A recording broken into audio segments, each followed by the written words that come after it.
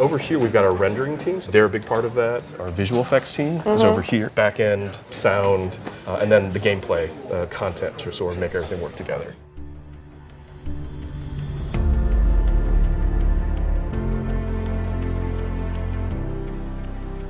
So even before we started working on Just Cause 4, we did like to refer to Rico as a force of nature.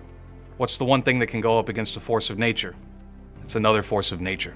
Nature is probably the biggest friend and biggest enemy can have. It just sort of changes the game. He can't fight it with bullets. He can't fight it with explosions. It completely changes how the enemies and the AI have to react to it. It completely changes how a helicopter can fly through it. So here you go, tornadoes, sandstorms, torrential rain. These are all things that the Just Cause 3's Avalanche engine, it just couldn't do. Taking that functionality around weather, the entire gameplay around it is something that I dreamt of for over a decade. How do you code for something like that?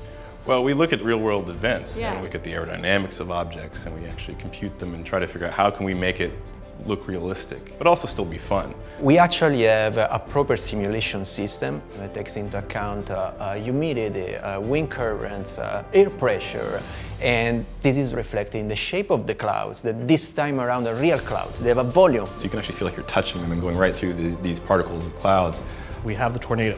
When that goes through space, it's just decimating anything in its path, from huge bridges to incredible glass domes. The lightning, it actually finds the highest point or the highest thing in there and will strike it. So that if you're just doing swinging around, they may hinder you. But If you strategically glide around and make sure those lightning strikes actually hit your enemies, then you are playing Just Cause 4.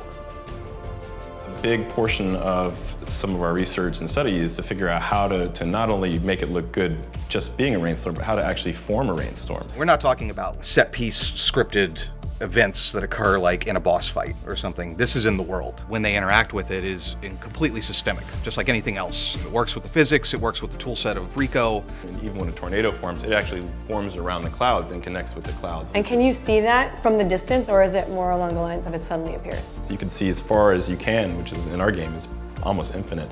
Really cool to say, oh, there's a tornado over there, I want to go there, which is, we give you full control. once you learn how they work, you can use them, for example, by throwing a black-hand vehicle up into the sky and then enjoy a lightning strike it. Use your customizable grapple hook to attach an airlifter to an enemy and then watch them float up in the air. You could even kind of surf the tornado itself. And the point is that it's not just about visuals, it's not just about atmosphere. Extreme weather for Just Cause 4 is not just a new, fun thing for the player to play with. This is not the first time anyone's ever seen a tornado in a video game. This is the first time that you could open a wingsuit and fly into the tornado.